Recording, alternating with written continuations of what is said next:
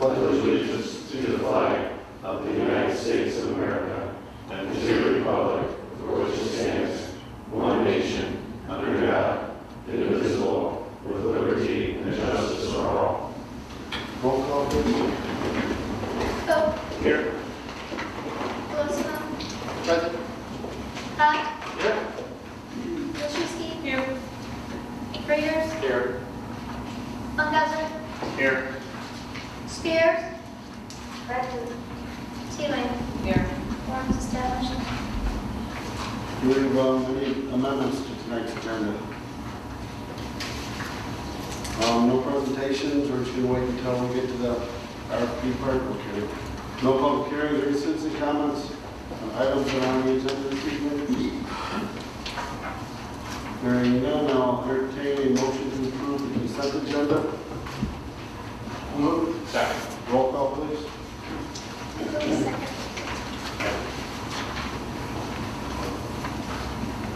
Colosimo. Aye. Wilczewski. Aye. Spears. Aye. Raiders. Aye. Ungazer. Aye. Koch. Aye. Teeling. Aye. Hack. Aye. No minutes to approve. Motion for payment for $1,102,707.62. No mayor's report, the public works committee report, economic development committee report. I'll turn it over to Alderman Cox.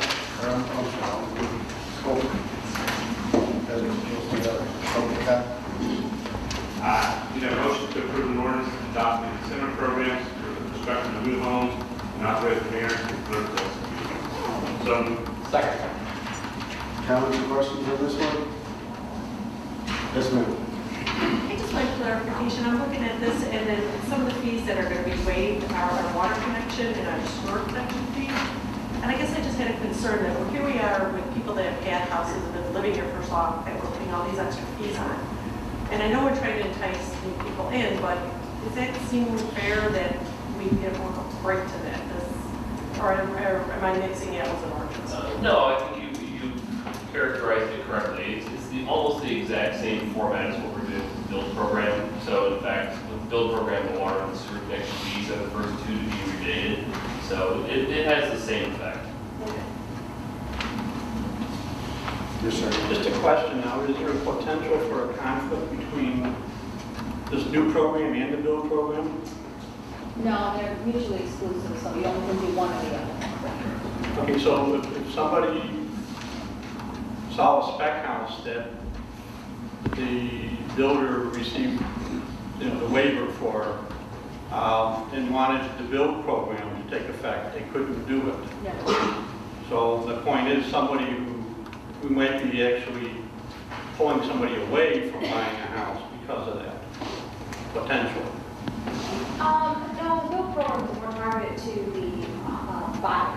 And even though the builder gets some incentive by postponing the building permit fees, it's more of a buyer's incentive, where this is more of a builder incentive. The builders have expressed concern that, they have these lots and they have models, but they don't have funds to build a model at our location. So they're sending people to other locations in other communities to do homes.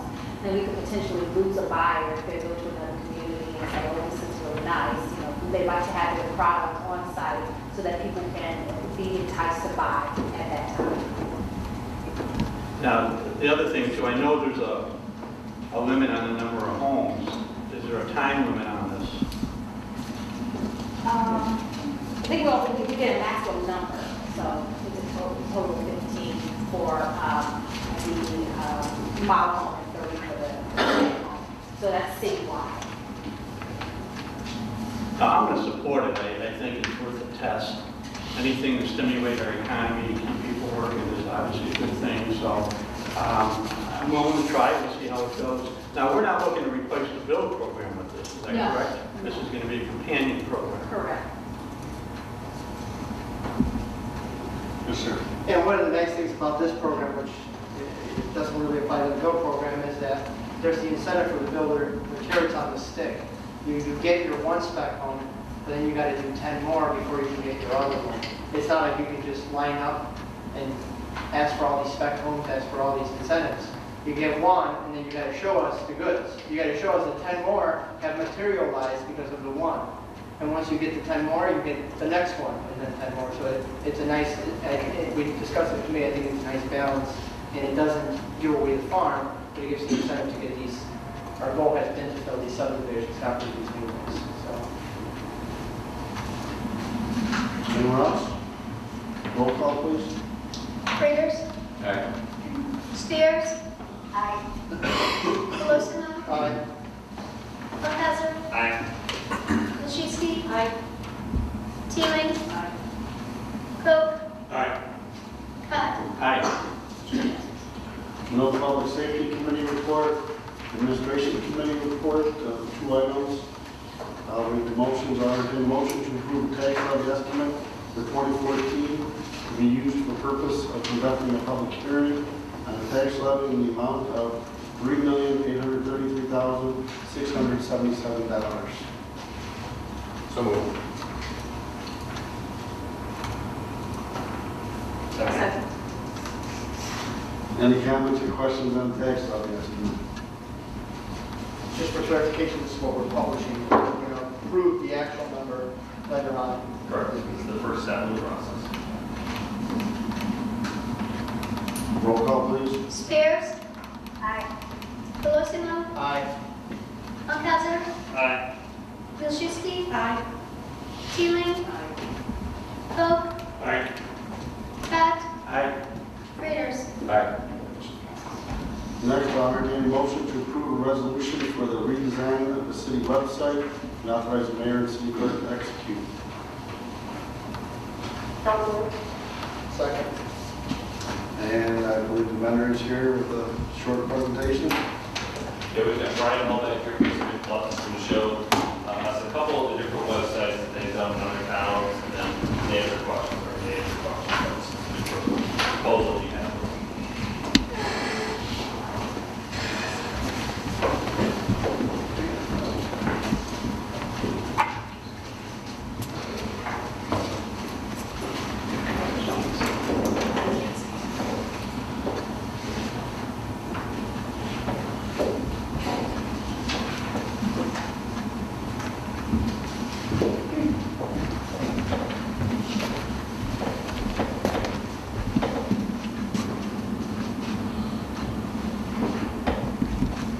All right. Great to be here with everyone tonight. Here to talk about the website project, and we'll just talk about the process a little bit, so you guys are up to speed on what's all going to be included in the scope of work. And then from there, we'll look at some exciting insights that we've worked on. That'll be the fun part. So, not to put you guys through a training or anything like that tonight, but I do just want to highlight who Civic Plus is, who we've worked with, and some of our expertise, and then we can look at some of those sites. So, we've been in business for over 10 years, about 200 staff on board. We have nearly 2,000 municipalities, cities, and counties on board with Civic Plus right now. So a lot of longevity and a lot of expertise in the industry, just a government vendor. Just talking about the project a little bit, we want it to be more than just a website for you guys. We want it to be that full e-government platform. And just overviewing some of the inclusions, helping out with online payments, which will help with customer service and satisfaction. Also helping out with pushing information out to the residents, so emails and text messages going out for alerts, newsletters, so better alerting and enhanced newsletter capabilities, and allowing the resident to, or whoever would come to the site, to opt into any campaign that they selected to follow. Also better engagement for residents to give feedback on certain topics and also report requests for service. So better citizen satisfaction on information coming into the city. Just a little bit on the process of the project that was proposed. We will include a project manager to work with you guys throughout every phase of the project. It will be a custom design that we propose, so we'll start with a blank white screen, which is really exciting. Utilizing all the newest in design trends and government best practices. Also, for content development, a big part of the project will migrate all the content under the city's domain name. It's going to be a lot of work that we'll do for you guys to bring that content over. Agendas and minutes will come over as well, so that's another big piece of it that we'll take care of. Very exciting to propose 2 levels of on-site interaction with you guys here beyond tonight. One would be on-site consulting, working with departments to strategize for content. The other would be on-site training, to come back and work with any staff that you guys would want to have trained on the system in person. So 2 days on site at the beginning of the project and 3 days on site during the training phase of it. So a lot of good on-site interaction. We do include an account manager for customer service. We also include unlimited support. It's great to consider times of emergency and being able to rely on a vendor to put content up on the site, even if you guys can't do it.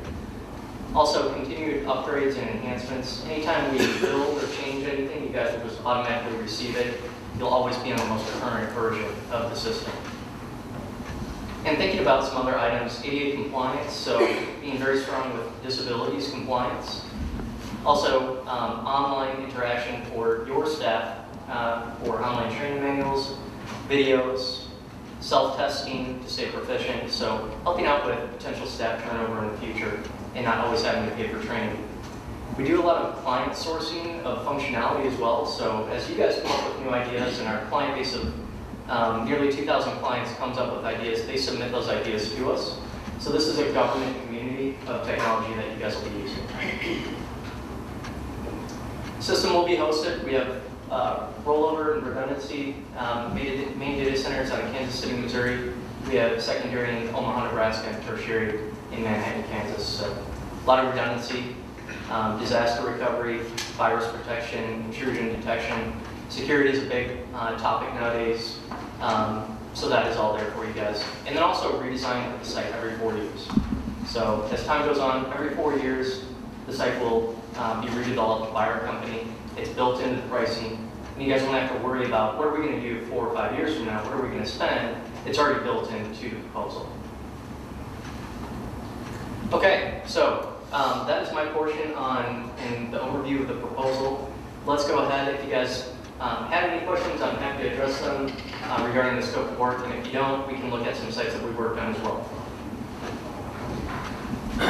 Robust. We were talking about the iframes during the meeting as far as kind of we've already paid for a system to handle our e-pay, bill pay online. Right. So instead of actually canceling that contract and running into a fee for early termination, you're going to build a frame around that particular software so we'll be able to keep using it. Correct. For the rest of our contract. Right. When that contract expires, I doubt there would be a need to re-sign that particular company since a lot of those services you guys offer. Yes. In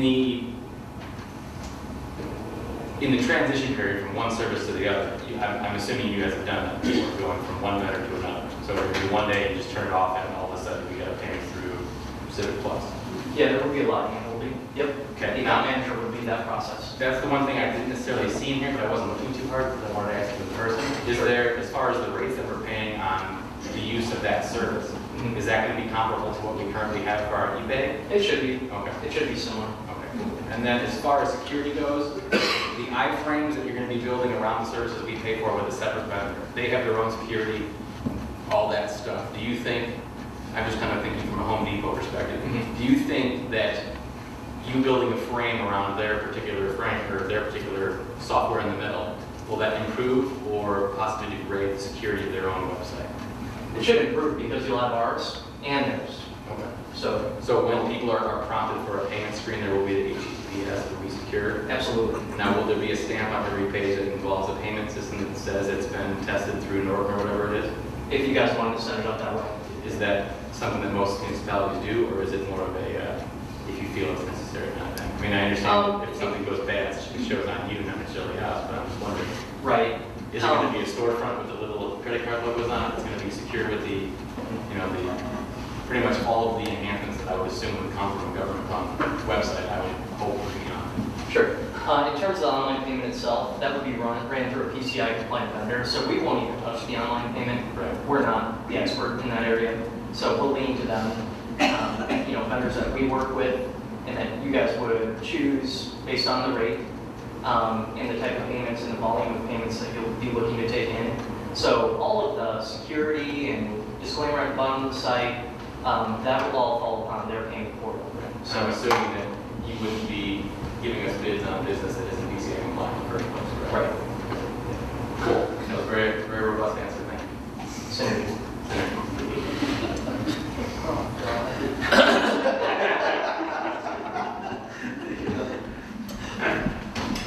As far as this is a 4-year contract, and obviously if everything goes well, we'll continue. If not, we won't.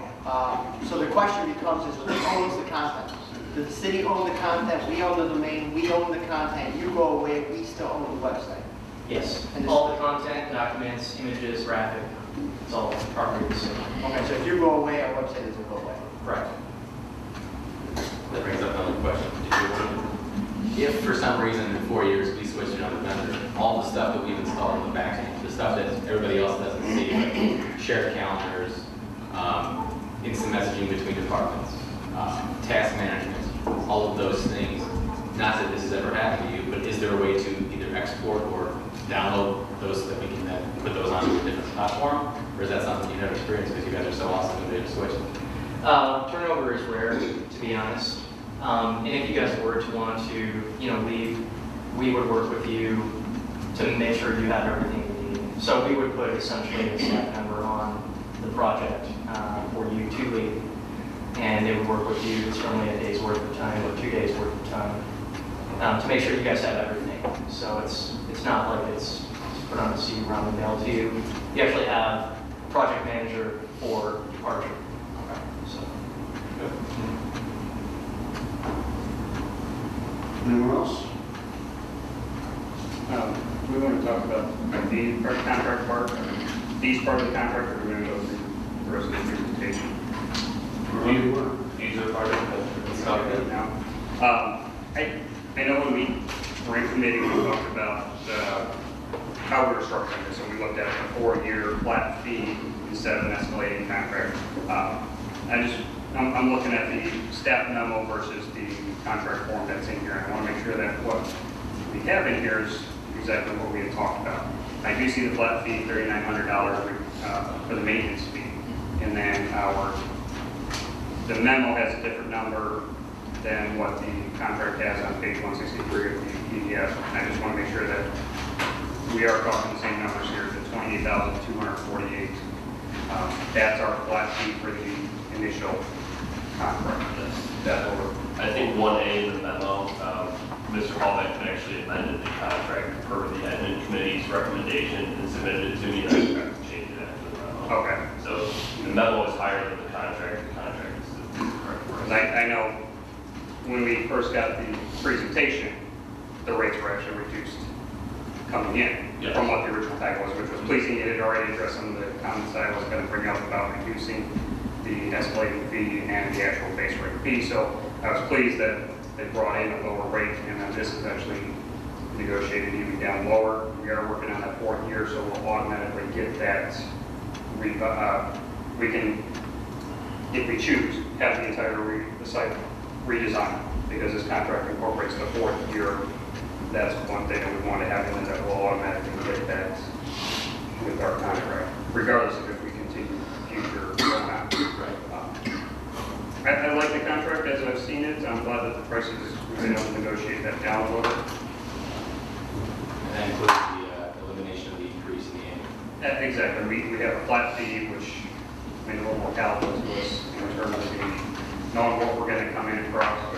Coming with having a set fee was better for them. They know that we're committed. So that was kind of important to me, because if we're going to have it where, we have the initial and the first year of maintenance, well, then we can kind of get a little bit lazy. We have our push just as hard as your push. I think it will make more sense for a full 4-year contract, especially when you get those 5% stuff. Because that isn't a big deal the first year, but then the 4th year you're looking at substantial cost of maintenance, and nothing really is changing. You're not getting anything different. So I'm hoping to be completely comfortable and happy with the contract as it is. That's why I want at least the first 4 years to be completely consistent. I think as we're moving forward, we're advancing our abilities with our payments. That's something that we've talked about. How do we make it easier for people to make payments into the city, bring in that module so that we can work on it instead of having to leave the site to make payments. So all of this is worked in together. It is a very robust system with a lot of synergy with our other departments. So I think this is going to be very good to move this project forward. So. Yes, ma'am. Will it include the payments, will it include capability to do online billing too? So if people want to switch over from paper to just being put online? We're going to be doing that actually through our existing accounting system. Should be rolling out here in the next few weeks. So that'll be a fully functioning utility billing module that we'll have. It'll be in an iframe essentially. So Because I think when I asked about it before, there wasn't a way to switch that. It had to be everyone. I can't remember. There was something. Well, I'm sorry, what was that? can you opt out of paper billing with our MSI module? You will be able to, yeah. Okay. It seemed like there was, we talked about that before. It seemed like there was a way. Well, it's been a long time coming, but Okay. it is everything. In the next couple of weeks, like Bart said, we should have that capability. Okay.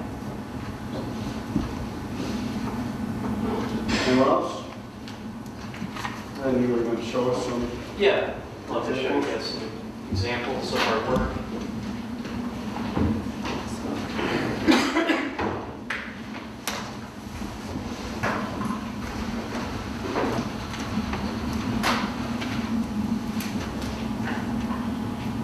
And come to a full screen view here. Okay.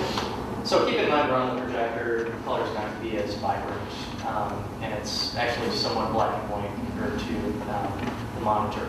But just to overview some items we'll bring to the table for the project. This is Banff, Canada. Really nice site. They utilize rotate upon refresh background images, and I think that first one wouldn't change. So you'll see different background images coming into the design as you come to the site on different occasions. So good to have that for a nice design feature. And then also, in terms of the navigation, they utilize mega menu navigation, which is the more modern level of navigation compared to the drop-down flyouts. Those can become very frustrating on tablet devices. So this is the more modern best practice for navigation. Took a little while for government to catch on to it, and over the past couple of years now, all of our clients have employed mega menu navigation really across all of their tabs. So icons, links, initiatives at the bottom. Banff does a really good job keeping these up to date, and they're also very touchable on tablet devices as well. So very strong navigation, rotate on refresh design. It's a beautiful site, very different. Here's another one in Colorado. This is Erie, Colorado. We'd like to show this one for a few reasons. They're a town of about 6,000 residents in population. And you'll see they're highlighting transparency, which is becoming more common. Very prominent site search, similar to Yahoo or Google, like what we're used to seeing. On the left-hand area here, you'll see this navigation is going to stay with you as you navigate. And scroll down. This slideshow area, after they add more than 4 items here, it will become scrollable. It's not scrollable right now because they only have 4 items.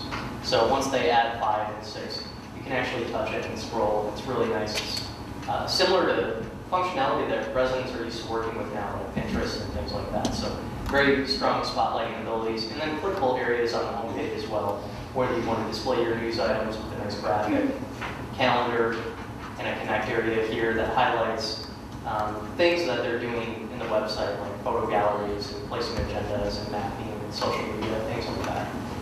So just a very different site. They're doing a lot of things. The PNG slideshow, this is different. A lot of sites have a square box slideshow. This one utilizes a full graphic.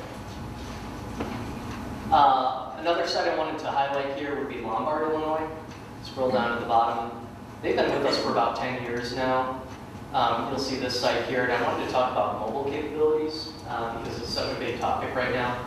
And you'll see here, as I change the size of this site, the site will crop accordingly based on the device we're viewing on. So see how it's going to translate based on the size of the phone. So this means that no matter who's coming to your website, no matter what device they're coming on, the website is going to look great. You'll see you won't lose any functionality, you won't lose any graphic, design element that you guys have worked hard on your design. It's all going to be translated over. And also for very large economic development, community development presentations on some of these big monitors where folks are coming to look at Yorkville, it's going to take up more of that monitor as well and not give a very skinny website with big black bars on the side. So it will expand outwards as well. So that's responsive design, and the site will be built in that fashion. And then also Geneva, just a great project that we worked on, and a nearby client, similar in size, doing a lot of great things here, but one thing we wanted to talk about was report of concern and allowing the resident to submit requests for service online. And you guys being able to designate what you want to take online in terms of requests. So your categories and your types are all customizable. So the resident can quickly go and submit a request. They can fill out an account online. And what they can do from there is submit the request and track this online as well once they do fill out that account information. So you guys are actually getting more information in. You can now map these, report on them, workflow, reassignment, priorities, and when it's closed, the resident will receive an automated email saying, thank you, your request is complete, and it's, a professional template. So they can submit online at their own discretion, don't have to worry about calling in, and track online, and then they're also professionally notified when it's finished. So it's a nice full circle, customer service increases. So that would be the request tracker. Geneva actually thought about using a software that they already had in place called CityWorks, public works software. And actually decided to use the request tracker because it was easy to use for staff, easy to use for the resident, cost effective. So that's really, what we're here to do is not only provide the website, but also provide a lot of good e-services to make it a two-way website, pushing information out and taking information in. Just some sample sites that I wanted to show you guys here today. So there's 2,000 other ones, a lot of examples, but these are some of the ones I want to focus on. Last question, will there be any lime green on the new website? It's up to you guys. So the answer is no. How about pictures of man from our website? Man, looks great.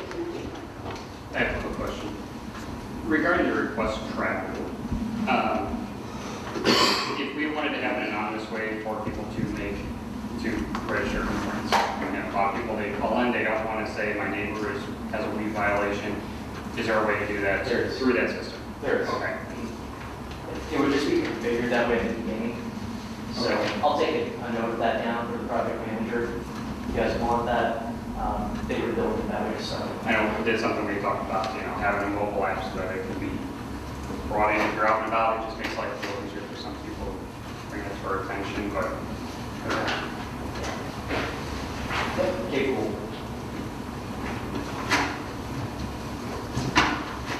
Okay, thank you. So there's no other questions. There's a motion and a second on the table. So roll call, please. Postma, Aye. Lefhauser, Aye. Wilczewski. Aye. Teeling. Aye. Vogt. Aye. Pat. Aye. Friters. Aye. Spears. Aye. Okay, moving on, Park Board, I'll entertain a motion to authorize staff to issue a request for proposals for the operation of the food service business at 131 East Hydraulic Street, Unit C, as presented. We'll move. Second. Comments, questions? Yes, sir. And just a question about the liquor license. I noticed the way through it here is just kind of open-ended thing.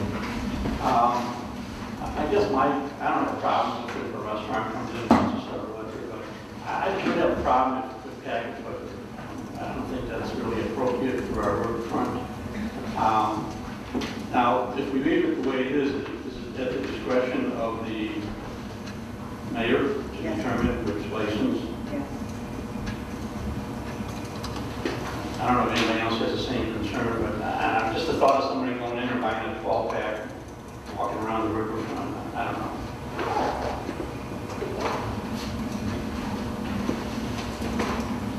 Yes, sir. Yeah, I was talking to Paul on call before about the liquor license itself, and that was kind of my point of concern.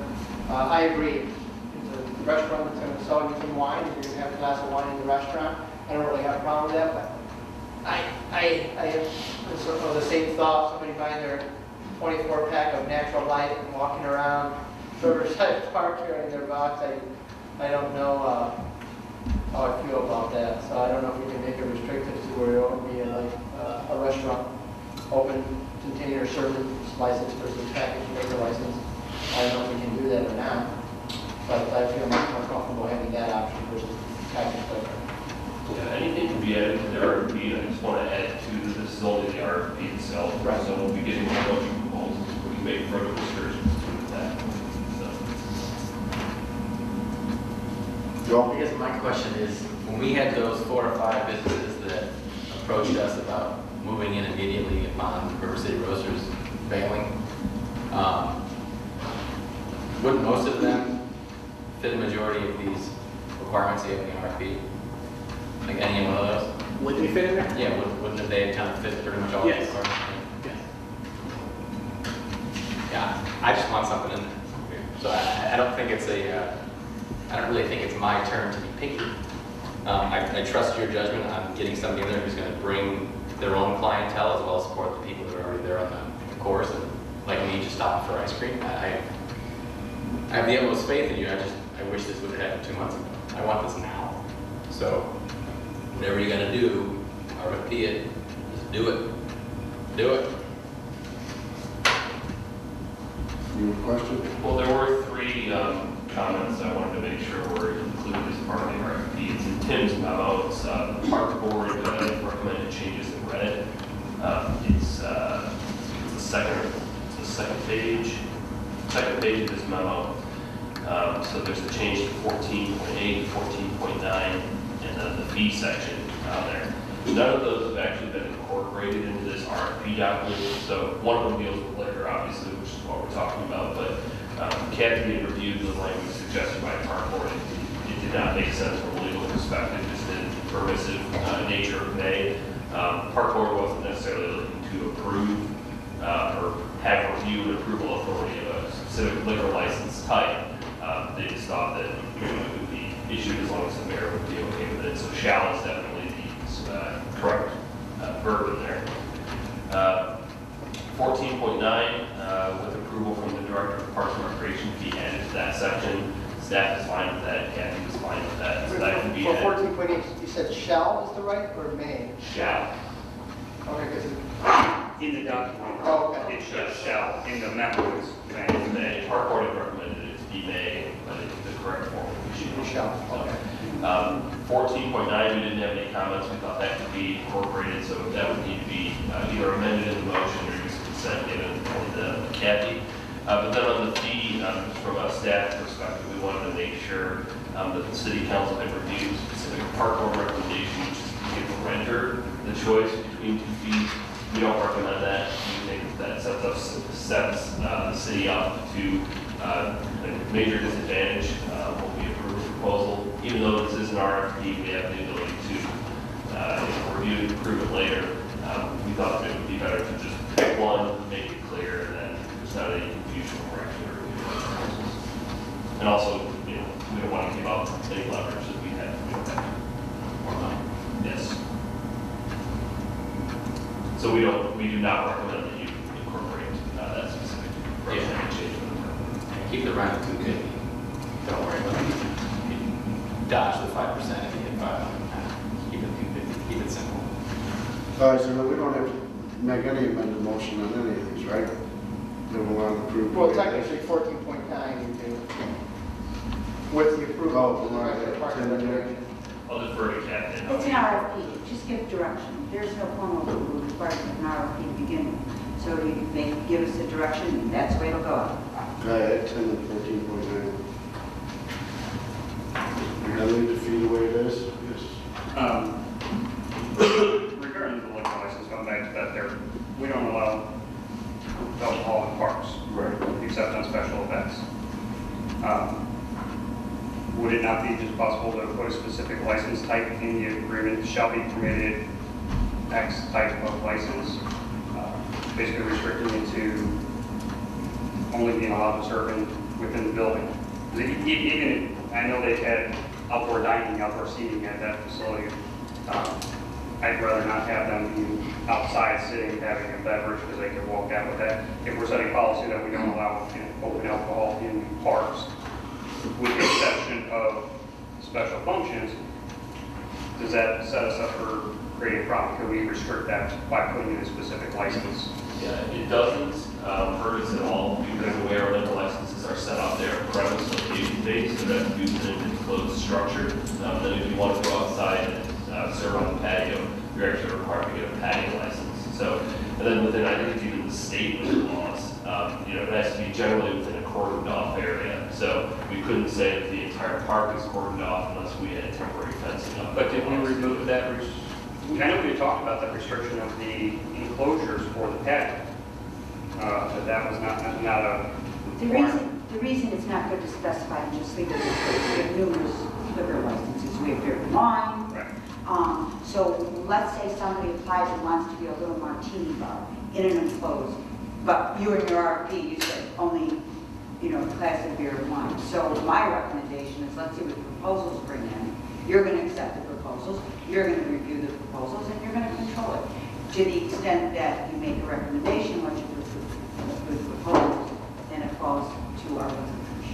The cordoned off area section is still in the city code, and we did remove specific restrictions on, I think, Date. the requirement, like a You have to 5-foot close it fence or down, something. you also have to close down in Yeah. November or Yeah, October, and open up in April, we got rid of that. And then 5-foot fences or whatever. Right. Well, and also just for clarification purposes, this is not an establishment that you can, they come in, get their liquor licenses to get functioning, we'll have an outdoor eating area. They're renting the building, they're not renting the outside area. But they may come with a proposal that does it, and that's why we don't know, come on down and give us a proposal. Well, yeah, I just think we're gonna review and approve whatever comes in. And just to be clear, the reason this is an RFP in front of you without a temporary user, all the temporary users that we contacted were asking for between a 2 and 3 month build out, and none of them wanted to accept a short-term deal that would have given the building back up in March. They said they all needed about 18 months, and I didn't think that was reasonable. Also, on what Bart just said, at the meeting, it was talked about that they are moving the timing of these up. Instead of being June 1st, like what happened last time, now they get this done in January or whenever in the year. So if something happens like happened last time, there's a time frame to get it figured out before summer comes. Awesome. Okay. This wasn't really, it's not, I know the RFP you can't put.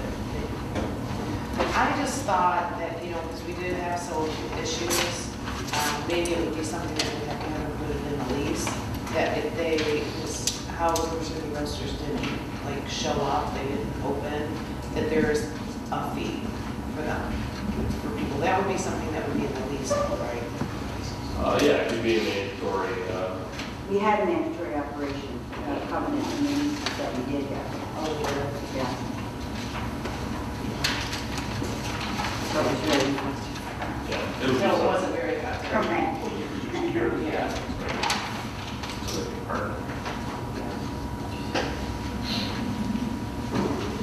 Chris? One last thing, 14.3 regarding the conference room. It's in there that we have the right to reserve that room. It makes it sound like that room cannot be utilized for purposes of their proposal, that it has to be kept as a conference room. Honestly, I'd like to see if we could change that. The language expressly acknowledges that the city reserves the right to use the conference room located on the premises providing notice. It makes it sound like that conference room has to stay as is. If the proposal is to come in and modify for something else, to me, with us reserving the right to use it, sounds like that needs to stay as is. It was a requirement as part of the previous lease, so if you want that to be struck from a future lease, I don't know that we have to amend any further section of the RFP itself, but it would. Because it's possible just to strike that one and leave it open-ended. And if the proposals come back with no use for it other than an open space, then we'll put that in there, put that back in. But I think to leave it as open as possible, remove that. Well, was that the guitar shop in that coffee shop? It was, yes. But it was a conference room prior, then it became a Isn't that kind of like saying, yeah, I'm going to rent you the building, but if I have to go to the bathroom, I reserve the right to use your bathroom anytime. Yeah. It's just kind of like, it's a weird thing to put in an RFP, so I don't. We had required it as part of the lease because it was previously a carport meeting room, and so they didn't want to give up the, viability of having a meeting room there, not only for carport, but new clubs would rent it and go on. So we don't think it's a good idea to require them to do it. It's something that absolutely. I think the only thing that would make sense for a partner would be when we do have events down there, if they aren't open, at least let us use the bathroom. That's really the only thing that business would kind of serve if it weren't open on a day of a festival or something. That to me makes sense, because the ice cream shop doesn't have a bathroom, does it? No. Yeah, so I mean, No, I think in the original previous lease, it had that something, the bathrooms had to be open to the public when they were open, so Right. that would be in this license as well. Well, yeah, conference rooms. Yeah, I'd like to see if we can take that out and just leave it as open as possible for the proposals. Well, yes, have they used the conference room? We were using it as a city, not only just for park board meetings and things of that nature, but we also used it, now when River City Roasters kind of left, there was also the thought as we're doing events down there, to be able to have the conference room available for bands, they always need changing areas and things of that nature, that space would be open for those situations that came up.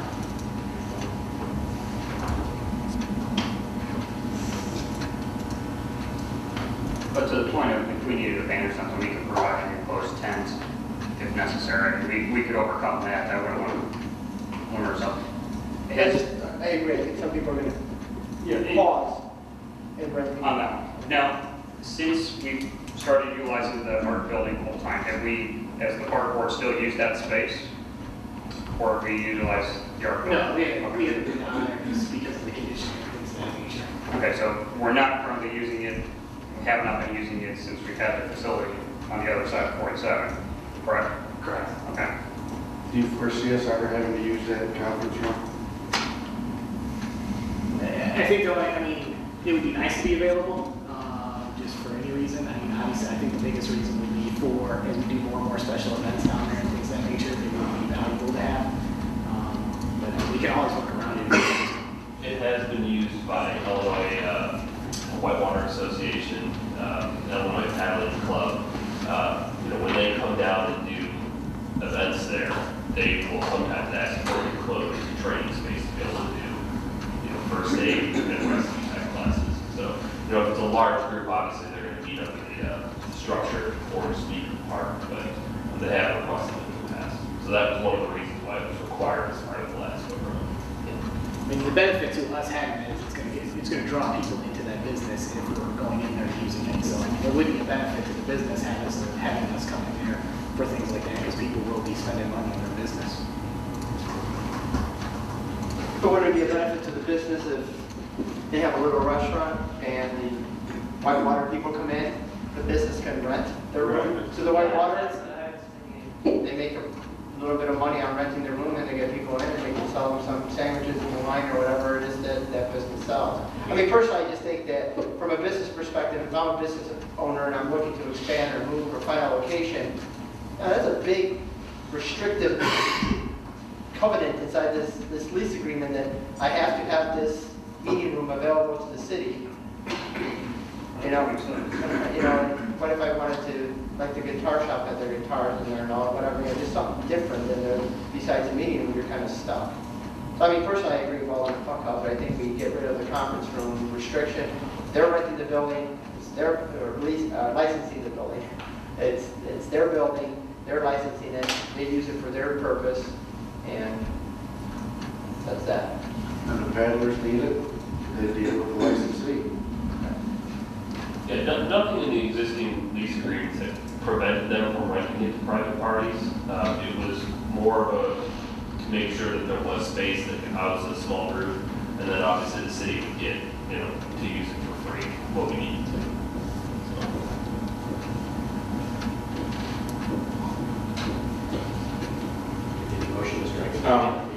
And regarding the guitar shop, I think, did he sublease it under Eric?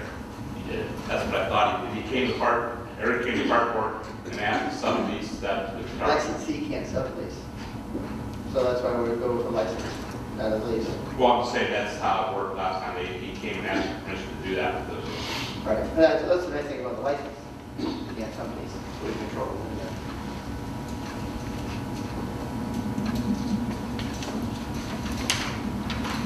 I don't know, so what's your staff recommendation? Leave it in there or take it out? I'm sure if we ever went to our licensee and said, hey, we need your little room. I don't think even when RCR had a guitar place in there, I mean, he left it in a conference type environment. It still was able to put a business there and things of that nature. So I don't think it's going to hurt the business by having it in there. But I mean, we can also wait and see what the proposals come in and see what they're like. And if somebody has another use for it, we can see what that proposal looks like. I'm just concerned that if it's in the RFP, that this restriction is there as part of the RFP. Somebody might not bid. Somebody might say, well, forget, I don't want to bid less. You know, or bid less or not bid at all. I mean, I think, personally, I think, well, here, I'll try this. I'll make a motion to strike the provision from the RFP. See if somebody seconds it, see if we got the votes. Second. All right, let's vote. Okay, any comments or questions on the motion to amend? Roll call on the motion to strike that language out of the RFP. Whenever you're ready. Baumgarten, Aye. Hilstewski, Aye. Teeling, Coe, Aye. Cott, Aye. Fritters, Aye. Spears, Colosimo. Aye. See, we're all arguing with ourselves. Okay. So that's the original motion. Any other comments or questions? Yes. When you're saying concession, so we are limiting this that it has to be some kind of food service? Is that what you mean by, I mean, what's your definition of concession? That seemed to be the direction when we had this brought up back in May, was to limit it to a food concession, because we had someone that reached out to us that wanted to do maybe a pet store. Well, then I was thinking, And like, the direction from the city council was more leaning towards a food concession-based business, and so that's kind of what we were going with based on previous lease, the direction from the city council. well, maybe someone wants treats for their pet stuff. So do we, I mean, is that limiting us? Does it have to be? I think it would make sense. But I mean, we had the guitar guy, down there. I mean, maybe there's somebody else that would like to do something too that's just not food. I'm just saying, are we limiting ourselves to? Does it has to be food? You could have sunglasses. Well, the first page of the RFP does explicitly state that we are, let's see, we're accepting proposals for the operation of a food service business at 131 East Hydraulic Street. The remainder of the actual license agreement is relatively vague, but right in the, it's 1.5 pages. It says what type of business does the proposer intend to operate, i.e. restaurant, sandwich shop, coffee shop, concession stand, etc. Proposed dates of operation, hours of operation, etc. We do have a lot of food things out, and that's okay. So are we limiting ourselves? Would we get somebody else that would be a really good client and, licensing it from us? And we're limiting it, that it has to be another food thing? And, or is that, again, putting something in, say we put like River City Roasters in there, you've got an ice cream place, you've got a Mexican food, you've got all the other things up on 27. Is that maybe why nothing's being viable, surviving that? I believe the previous direction from City Council was to make it directed towards food service business. We were talking about the temporary use of it, so it can be whatever City Council needs. And just, as we're hashing this over, do we want to just throw it out there? Does it have to be a food service? Is there a lot of stuff down there? And I'd rather see an open-ended proposal, see what comes in. Yeah. that's too limited. Bill? 5% is 5%, 250 a month is 250 a month. They got a bathroom there. They sell water, man. Well, I mean, it's staff's defense, we're the ones who told them. Yeah, Right. we did. We wanted to rush Oh, them. definitely. Okay, they wrote it out, but we told them to write it out. But that's what's, it opened. If we change their mind, that's fine, that's our prerogative, but they did what we told them to do. Just want to fill it, you have to find out the water. I just don't, just to get something in there, maybe is that why River City did succeed, because we have other things down there, there's, that you can walk to food. mean, I still prefer a food place, but I understand where you're coming Yeah, from. I mean, like, let's just go. What can we get in there? Yeah, someone approached me with looking for an outdoor gear type store, camping gear and stuff like that. I don't think that fits. Yeah, or like you said, transfer, you know, like now that Heavy House is gone, something like that. Yeah, we have a kayak place though. Yeah, but the kayak place will be open all year. Because is the store gonna be open all year round? Or are they gonna be? That's part of the program. Ideally, it would be nice to have somebody there all year round. I but- mean, if two people are competing for it, one's gonna be open all year round and one's not, well, obviously we're gonna be looking at the guy open all year round versus the guy who's planning on shutting down. Yeah. Phil? I think Anybody like to make a motion? I would like to make a motion to just build a place, regardless of the type of organizations. Really, every second. Quiet. You want a second? Well, you really didn't make a motion. We I understand. mean, we can fill in the garbage, when we, you know, let's get. As long as it's paying $250 a month, You'd be more 5%. molested. Why don't we make a motion to amend the proposal to lift the restriction on food establishments and open it to all business? You got it. Do we have a second? Second. We'll go with that one. Comments or questions on the amendment? Roll call, please, on the amendment. Teeling, Nay. Nay. Cook, Nay. Cott, Aye. Fritters, Aye. Spears. Aye. Colosimo, Nay. Funkadler, Nay. Nashewski. Aye. Okay. Been a while. It's been a while, man. Aye. Oh. No restriction. No restrictions. And odds are we'll still get a food place. Right.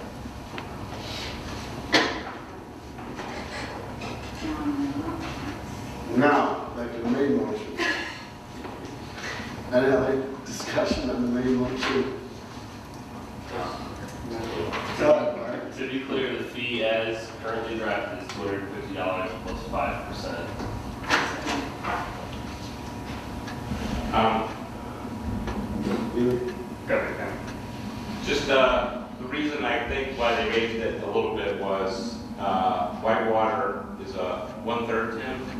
At the meeting they mentioned about it's 1/3 space, this is 2/3 more, and it was only a small difference. The rent was different, so that's why I think they were going for 300.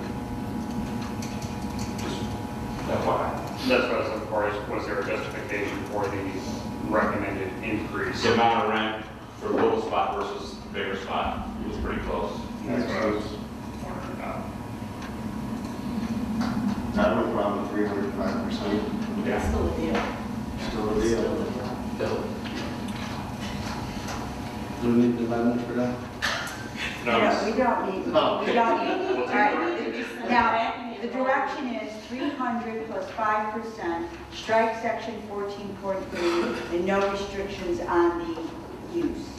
And with that, could we just have a voting to proceed with the direction to get it out with those terms? Yes. Is there any more discussion? I have one question. Yes. Is this all gonna be on the website and people can just find it on the website? Yes. Okay. We will have a roll call vote on the original amendment as amended. Three times. Right. Roll call, please. Cook. Aye. Yeah. Cott, Aye. Fritters, Aye. Spears. Aye. Colosimo, Aye. Funkadler, Aye. Nashewski. Aye. Teeling. Aye.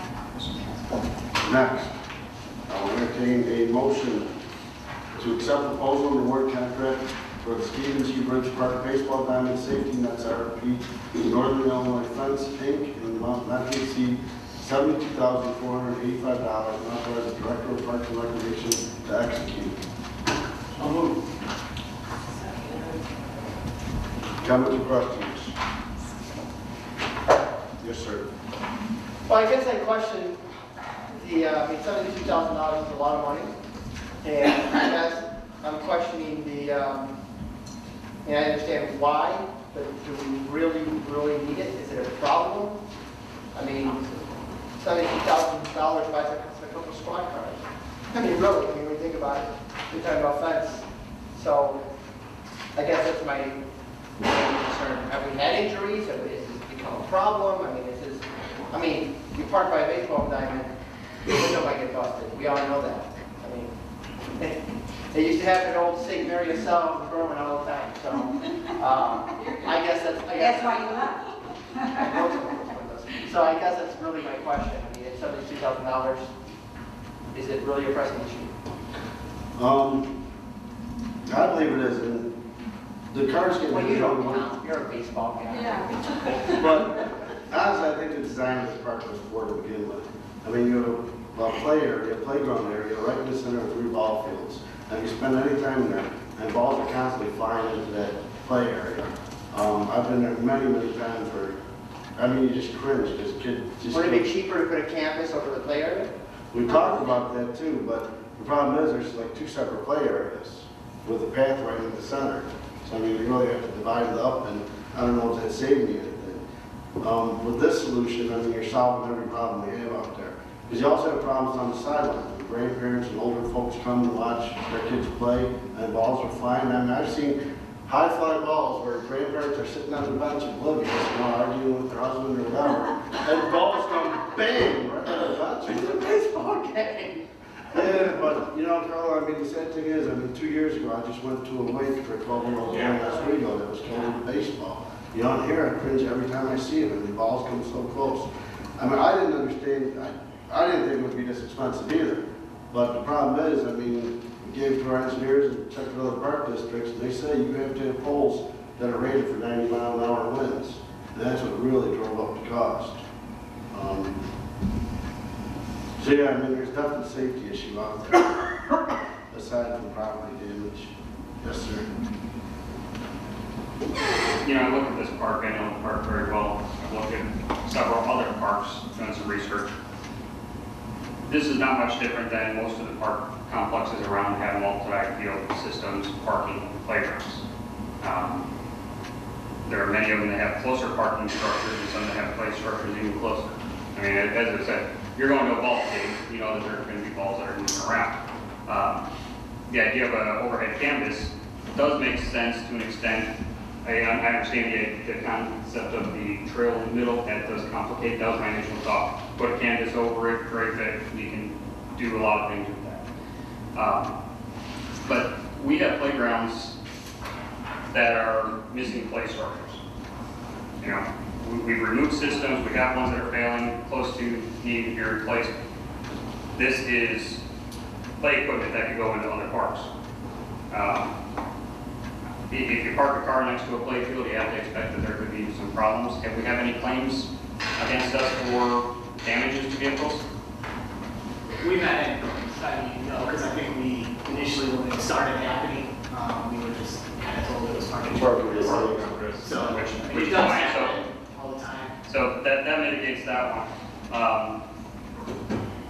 You know, I understand there's a playground there. That is the biggest concern that would be for myself, spectators. I'm not saying that that's not a concern, but you are at a ball game. That is the inherent risk you take. You go to any professional college game, the only place that you have a net is right behind the home plate, and that's it. And it is a screen, but that's all you have. And once you get out there, that's it. That's in lieu of the backstop. We have backstops. We have some protective measures out there. I'm not seeing this need yet. I don't know if the Fox Valley Park District or any of our other park districts, Batavia or the other ones, have any systems like this. I couldn't find any. I'm just trying to wrap my arms around the necessity for this. I understand there's some concerns about safety, but a true need for this, I'm not seeing it. It's built to the standards of ball fields. This goes above and beyond that, and it's more, I see as an accessory, unless we have issues that I don't know about, such as claims or injuries that have been happening out there. The claims really isn't the problem, Chris. I mean, no one will utilize all this parking by the baseball field because of the fly balls. So you have a huge parking lot, and people all only park at the ends or across the street. You know, I mean, no one parks in any of these spots close by. And I understand your defense. I mean, your employer designed it, right?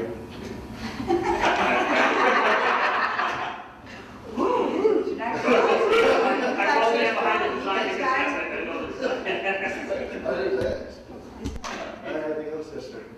I can tell you for a Friday, Saturday, or Sunday tournament, look at this map, and every parking spot will have a car parked in it, and they'll be parked along in the grass, along the other areas too. That's how full this lot gets. So, and I can almost bet you, if one car gets hit, at least a night, it bangs off because it's close, so close that, yeah, if you're going to be cars at the end, the kids in the playground too. So. But this will be full of cars. Yes, sir.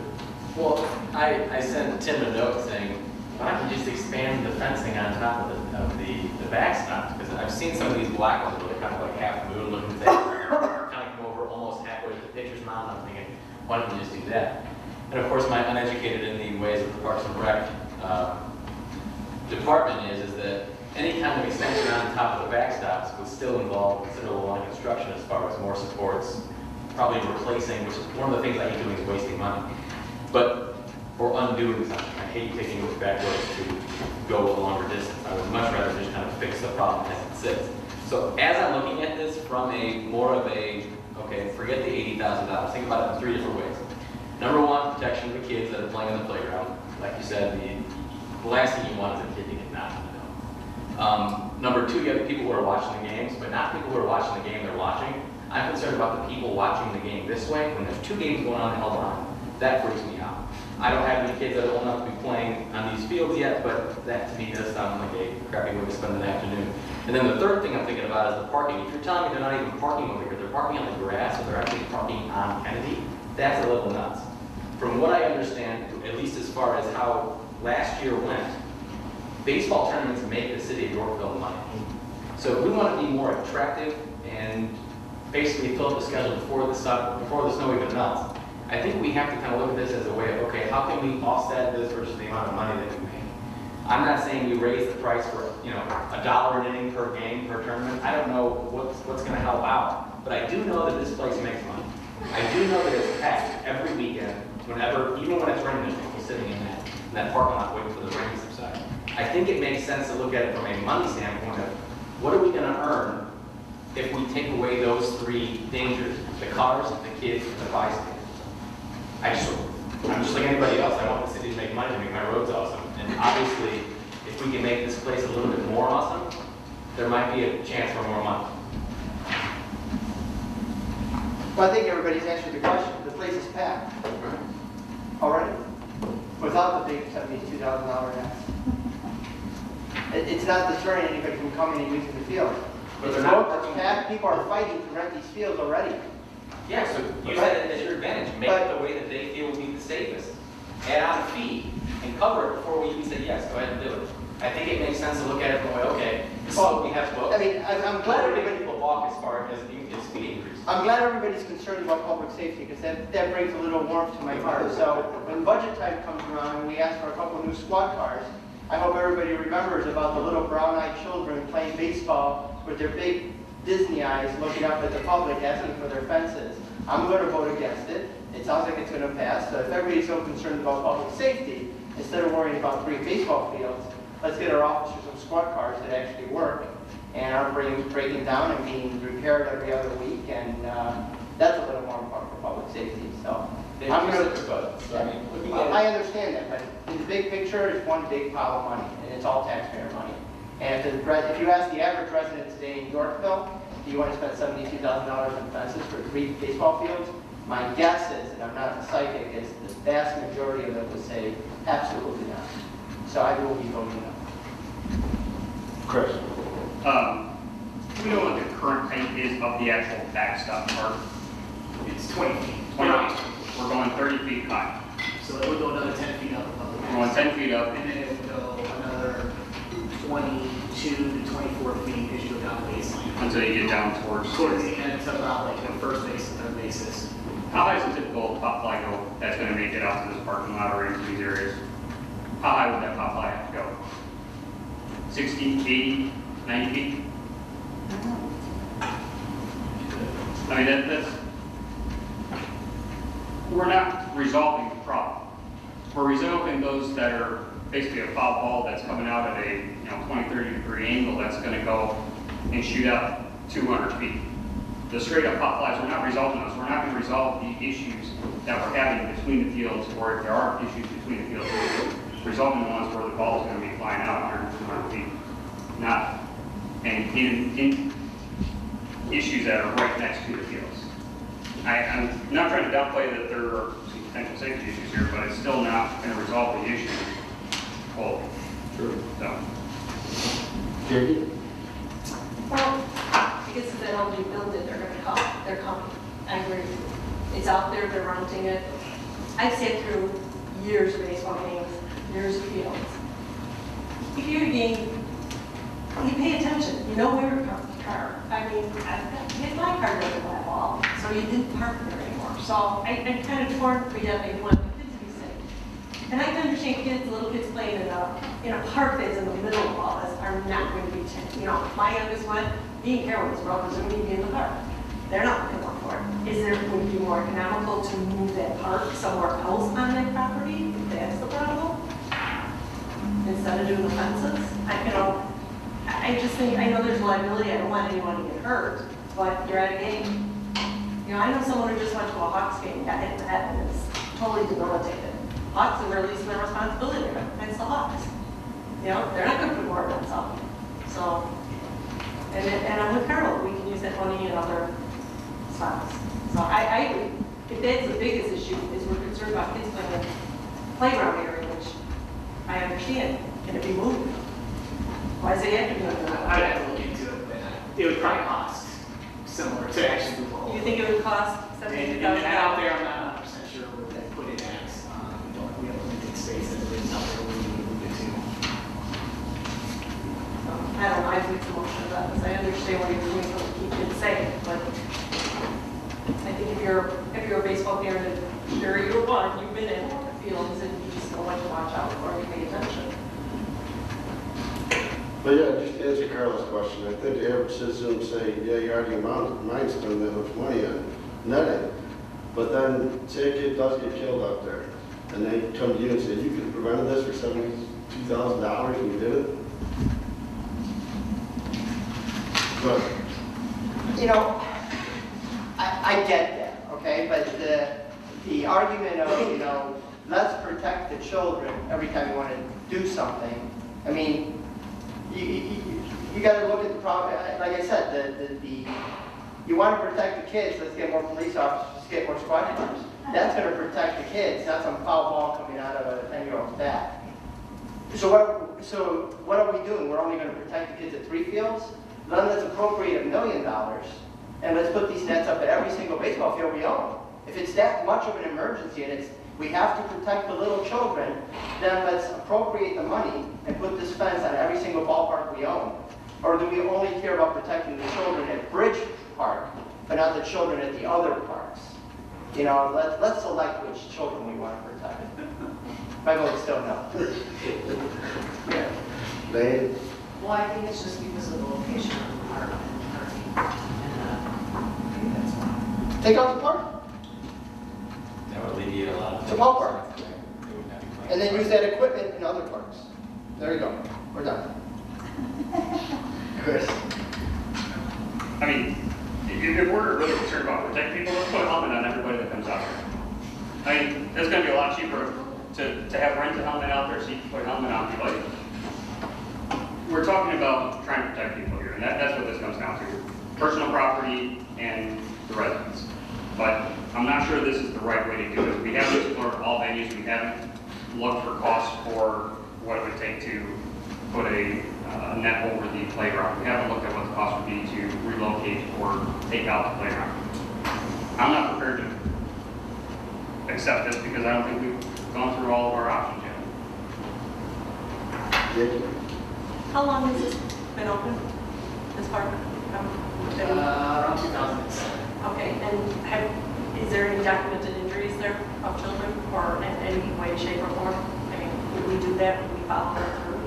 I mean, there's injuries, obviously, it's kind of like baseball, so is there But I'm not talking documented to the injuries game, from a like foul ball because of or a anything foul of that ball. nature? No one has come to us with it. I mean, obviously, if you're out there, So it's been, it's going to for happen at some point. 6 years, it's going into its 7th season. Yes. But the people that rent it have to have insurance, so the city isn't liable. If maybe it was good, if you're renting it, then you have to have, that person has to have insurance to rent it. So they should bring their own net, is what you're saying. Diane? I'm just wondering, the money for this, where is it coming from? Is it coming from baseball fees, or is it coming from the general fund? or This what's- is budgeted out of the Parks Capital Fund, there's a line item for it, which is linked to the general fund. So it's already been put in the budget. Yeah, it's already in the budget. So we gave them this money to use for personnel. Yeah, the line item itself, I believe, was $100,000.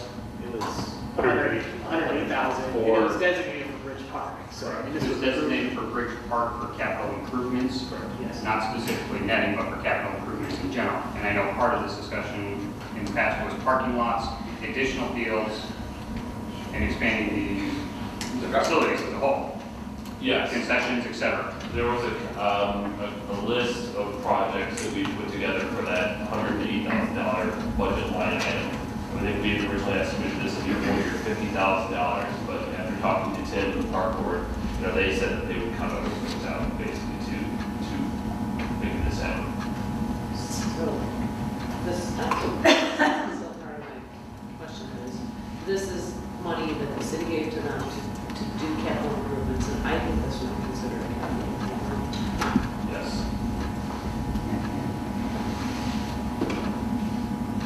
I mean, are you saying we should take that money out of their budget and put it somewhere else then, but we already gave it to them? Is that, I mean, I'm just asking. Can I answer that? Sure. Well, no, my point is, at the end of the day, all that money comes from the general fund. And I agree we gave it to the park board, okay? But at the end of the day, the 8 of us have to decide which dishes and how we should spend the taxpayers' money. Would I prefer to see that money used at Bridge Park for other purposes? Yes, I would. I don't think this is the best use of the money. That's why I'm voting against it. Just because we line item something for a very general category doesn't mean we have to agree with how they want to use it. At the end of the day, there's only 8 people in this city who are responsible for the taxpayers' money, and that's us. So at the end of the day, when my residents come up to me and say, why'd you spend $72,000 on nets? I'm going to have an answer for them and say, well, I didn't. I voted no. I think that money could be used elsewhere. So just because we budget it, doesn't mean we have to accept absolutely anything they put before us just because. Well, I get that, but evidently. So if you feel that $72,000 for nets is a good expense, vote for it. And Well, if you don't, evidently, vote against it. I think that the park board and the parks department think it's important enough that they brought it forward to use the money for that. So why are we here? Then we shouldn't, why are we voting? Ultimately, it's our decision. Well, I mean, you're asking a legitimate question. Ultimately, it's our decision. It's not have any park board on it, we just make that decision. They're the ones that talk about it all the time. And so I think if they're bringing it forward, I'm not gonna argue with you about it, I'm just saying, we budgeted money for them, we gave them money, and this is something that they feel is important, and I am going to agree with them. Then vote yes. Well, I think it's a question kind of based off that same reason. So if it's 72 grand, we talk about it. But we're not going to talk about any of the smaller structures that are being put up in any of the other parks because they're under a certain dollar amount, right? Correct. So you could, in essence, I mean, I'm not telling you to go around policy, but you could put up a pole for 1,000, 30 times, buy some nets. I know bid stringing, blah, blah, blah. I read the paper. I'm just saying, so there's that, is it 20 grand? That's when we start talking about things? Yes. Right, all right, so once you hit 20 grand, we're all gonna get involved. Now, I'm not telling you to go behind that and do it for cheaper or do it any other way. I just think it's an interesting point. Yeah, okay, here's some money to spend on what you feel is important. And their entire conversation is about parks and recreation. And it's just, it's a 15th of the things that we discuss here. Now, I'm not, like, the way that you said, you're gonna spend $72,000 for nets. To me, smacks me in the face, yeah, that's the stupidest sentence you've ever said. I understand the reason for it. I understand both sides of it. But if we gave them the money and they have the ability to tell us what they think they're gonna spend it on, what's the point of the park board if we're gonna make their decisions on spending their money in the first place? Do you ever hear of checks and balances? Oh, totally. Okay. But I also hear, This is part of checks and balances. improve your parks, improve them. We'll see you next year at budget time. Well, but that's not how we do it.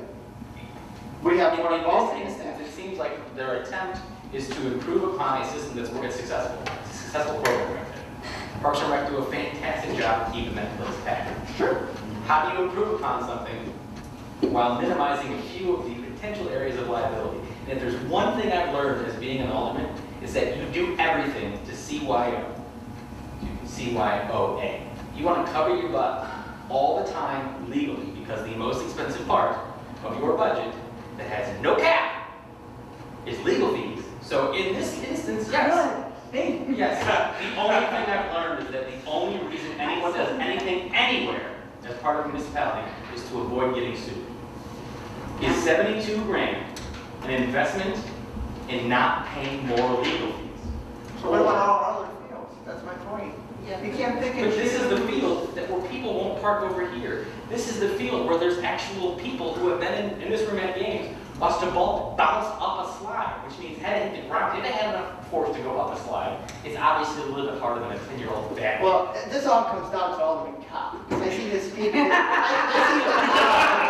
I'm somebody that knows how to do math, okay? 4 people on this side of the room are going to vote no. No.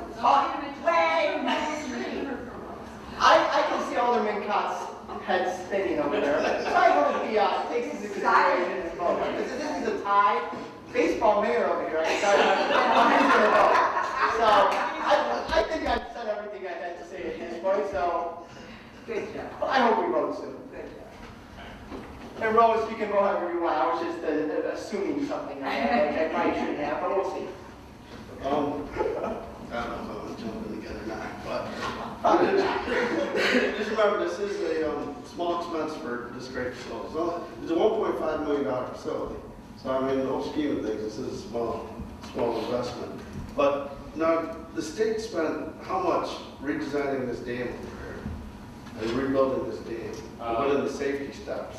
I mean, we had a few losses there, and they spent tens of millions over there, right? That's just Okay, but you can't compare that. No, I'm just saying, but Died, I no one's understand. died, thank God. Not yet. But so we're hedging on something well, maybe it could happen. I don't want it to happen. My question is, what So you're comfortable prompted the hedging? use of the money this way? Well, Why did Park Board determine, hey, Well, we it have is- this amount of money to use for this park? I guess we staff, I mean, obviously, there was money designated for Bridge Park capital improvement, and there were a few things going on. We knew this was gonna be a large expense, so we saved on other expenses. It's just being out there, and staff being out there, it's a unique place compared to any other complex we have. In fact, the fields are so close to each other, the park, the playground's right in the middle of the whole complex. And just being out there and noticing balls flying all over the place, it's one of the #1 complaints we get from people is that they feel it's like it's unsafe and things of that nature. And so it was something that when the money was designated for that park, this was like our #1 issue of trying to solve out there. We thought it would be something that would help grow the tournament. If we wanted to add another field, we felt like we could down the road because then we would have the parking available to us instead of people parking in the area where we use, what would be a potential 4th field someday. So if we have room, okay, just a comment, 2 comments. You have room for a 4th field, so we have room to move the park. And 2, are we gonna go and do every one of our ball fields? Because then we're making kids unsafe at every ball field we own. So that means every year, I think if we approve this, I hope it is in our intention of the park board, every field the city owns is gonna put these nets up. I don't care how close the fields are, because you can be in one field and you can get that high pop up and hit somebody in the head. Is there an acronym? There has to be an acronym we're going to talk about. Isn't that a robust idea? That's my comment. I think if we go ahead with this, we better plan that we're gonna use every park. Because God forbid, we don't do every park, and someone gets hurt at another park. Well, how come you put the nets up over there and you didn't put it up over here? But most of our parks are one baseball field, and everyone at that field, but everyone at that field is paying attention to that game. Here, you're looking at one game, and the ball could be coming from Still let a completely kid opposite play it, direction. not paying attention, it's not. Absolutely can. What, how is Stewart laid out? I know they have soccer fields in between the two little ball fields, but how is Stewart laid out over on Jericho? There's no playground. I've only been there once. There's no playground in by the, Well, forget the playground. and there's no parking. There's no, are there baseball fields with, Joe, it is designed in a similar fashion. It is a clover leaf. There's a fifth field on the one cluster, and there's another cluster that is. what about the one on Kirk? However, those ball fields are actually closer together than this configuration here. That's next regional park is over there at Jericho or Stewart. That regional park has more fields, they're closer, doesn't have these issues. There is no playground, I will admit that, but there is a playground in the vicinity. We have other ball fields that have a playground in the vicinity. This entire park complex does have the ability to have another ball field built. Parking is already there.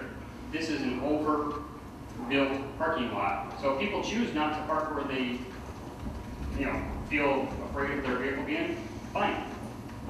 The problem is when we build that next ball field, they're gonna have to park somewhere. And most fields do not have the luxury of having extra parking that we do. So right now, it's by the good graces of us not being able to build that fourth park when we originally did this, that we have extra parking, we can kind of safeguard that. But the spacing of the park is not an issue. These are much farther apart than some of the other ones. Jeff, you made a great point. If we're going to do this here, we better do it everywhere else. Otherwise, we're going to open ourselves up for liability at every single park that we're at.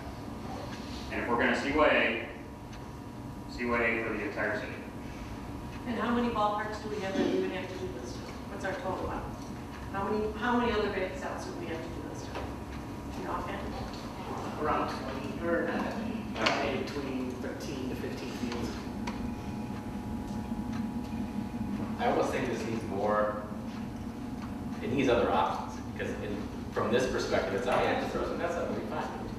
But we obviously have other local parks that are built with even more baseball fields. Yes, there's no playground.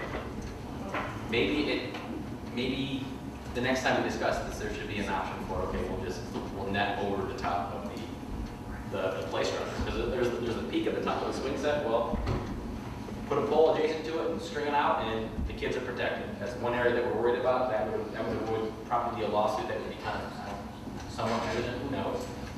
But Stewart is so close, and they have so many more ball fields. And going into this, it made perfect sense. But that's why I love discussion, because it's good to change your mind when things don't all add up the way you thought they would. In this instance, I think the park is what you got to protect. And next time, don't put a park in the middle of 3 freaking baseball fields. But going forward, if there's going to be a fourth one, maybe it is time to rip out that. Make a larger concession area, rip out the playground, and take that stuff somewhere else. Granted, I understand with someone with more than one child, it doesn't make sense to have 2 over there and 1 over there. But that's a luxury at this park, and I think that we're stretching right now, asking for 72 grand in nets. So every time I say that, I feel like an idiot.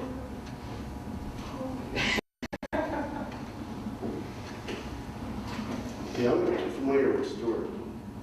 And do all their backstops back up like this kind, do you know? Yeah, they form quads, and then the parking's around the outlet. You have one true clover, that's the southern one. The northern one is actually out by this. Parking's around the outlet. You've got 3 in the clover, but then you've got an inverted fourth field. Because the one on Kirk up near 64, that's even bigger. Isn't it like 9 fields? Like, should we be looking at better backstops for future projects? And then when this one has seen its first stage of rust, we kind of toss it out and go that direction? I'm much more apt to wait till something that we've paid for has seen its full use, so as not to waste the money of installing and constructing it, than I am amending something we've already constructed, only to have that last longer than the backstop. Believe me, I'm all for investing in something that is going to make the city money. It's also going to kind of take care of 3 problem areas, cars, kids, and people that are watching baseball games. But man, Are you trying to clear it up? Yeah, it's okay.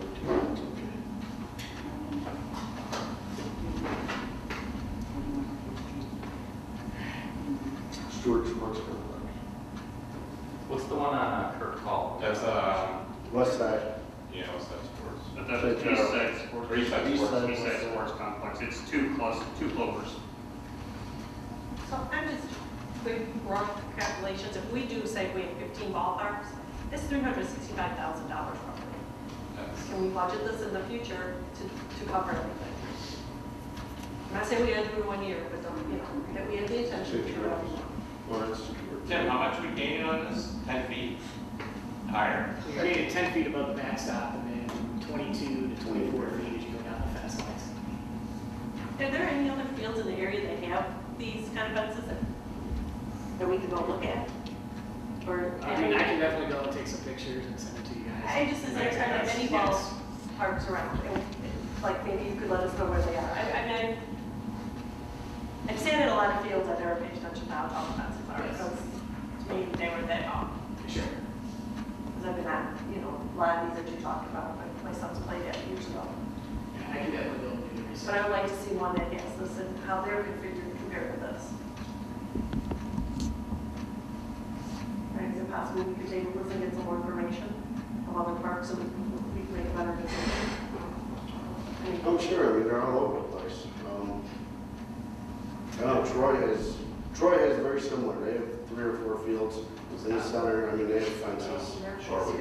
In Wheeling Park District, I was at terms Our of choice. summer, they have a very similar setup. Okay, are Troy's as tall as what you're proposing in here, or are they? Troy's I have not been to, Wheeling's I was at. Is there, if I remember, Troy's pretty active together. Troy is compact, yeah, more so. And Wheeling has a complex, they don't have a playground, but they have a 3-ball field, 4-ball field system set up like ours, and they have the fencing. I'm not sure how high it goes, but it obviously goes up 20, 30 feet.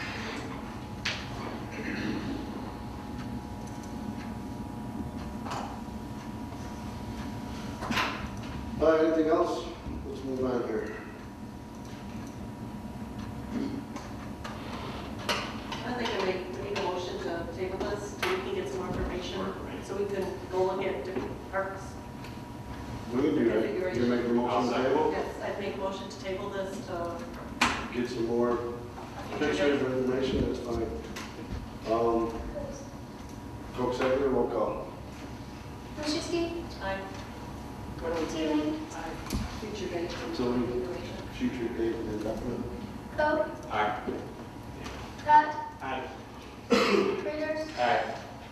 Spears. Aye. Pelosi. Aye. Bukowski. Aye. All right, so you'll get us pictures, more info, parks we can visit if we so choose, things of that nature. Okay. No plan commission, no ZBA, no city council report, city clerk's report. Any community liaison reports? Yes, sir. I'll make it brief. I have 3. ACBP, the Bureau is moving forward with the executive search. Candidates have been somewhat narrowed down. We reviewed a list of 10 of them. Basically 6 of them were in the scope of what was expected for executive director for the organization. That is still unfortunately expected to take through the end of the year. The directive is to try to have somebody selected by the 2nd of January and then operational after that. The discussion was to, if possible, have the person operational by the end of the year, but it's very unlikely that that will happen. So that's the quick update on there. School board met last night. They are in the process of their tax levy. Basically, theirs is about 8% that they're looking at, so theirs is under the cap. And I don't recall, I think it was about $55 million. It's slightly higher than last year. That's based on the new growth coming in. There's about $7 million of new coming in, so that's where they're at. The third one I have is regarding KenCom. KenCom has approved the budget for next year. Our portion this past year was $22,000. Our share will be about $73,000. That's our increase as committed for people sharing.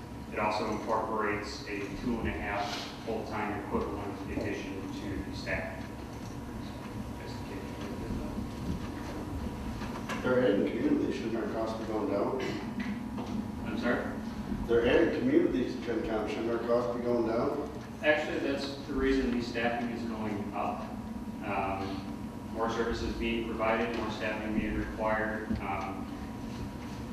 Montgomery pays a very high fee. They're paying $260-some thousand this next year. And that's aside from the fees that they've already paid. They're basically still trying to pay to come into the system and manage the upgrades. There's still some significant fees that they'll still have to be paying. Manico was on the discussion for coming in, but they actually went elsewhere. But Salmonac is still discussing coming in during negotiations, which would be an additional burden on the system. Kind of sounds like this system will ultimately go to be a regional versus just county, and will change the dynamic of that organization with a greater fee structure. Okay. Any other community and liaison reports? Staff reports? No reports? Additional business? I have one real quick one for you, Rich. I was transporting a group of Boy Scouts this weekend to a camp out, 7th and 8th graders. And for some reason, the conversation of Officer Kowalski came up. And it was interesting. I stayed out in conversation, just listened to all the kids talk. But it was obvious from their conversations, they really like him. He's doing a good job there. They respect him, and they're a little scared of him. So it's a good combination. But yeah, they had all good things to say about him. They just don't make them mad. So it's good to hear that this group of kids, talking so well about our officer. That's good. Any other additional business? Yes. And it's wonderful at the school like so thank you very much. Eric, I have one for you. The light on Salmonac, with our lovely traffic we have. So if you're going west and you want to turn on Salmonac, I've been down, I go there like every day. There's no turn lighting. Am I just missing the arrow? Is the arrow not working? So you're going west. And it's backed up, so you think we can get the arrow.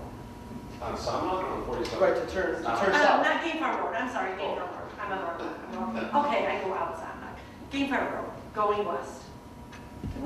I just noticed that, with all the traffic backing up, I go that way every day, every afternoon. No, you can arrow, so.